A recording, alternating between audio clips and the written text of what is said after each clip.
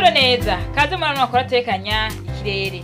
Kuri uwa gatanu Igenekerezo rya gatatu gitugutu umwaka w'2025 mu gitondo hitezwe ikirere ciganjemwo ibicu hacemwo n'ibihe vy'izuba mu gihugu cose. Ahazoba hakanye gusumba handi ni mu bice vya Mwaro na Muramvya mu ntara ya Gitega aho ibipimo vyo -14°C.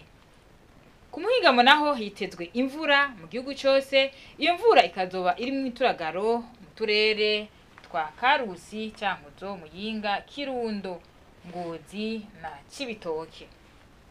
Ahazoba hashushe gusumba handi naho ni mu Cibitoke mu ntara ya Bujumbura aho ibipimo vyo -32°C. Mu gitondo hitezwe ko izuba rizoseruka igihe cy'isaha 12 zibura iminota 12 rirenge igihe cy'isaha 12 zibura iminota 4 z'umugoroba. Amakuru Ategekanya Ikirere mwateguwe n'ikigo Wejo agarukiye hano.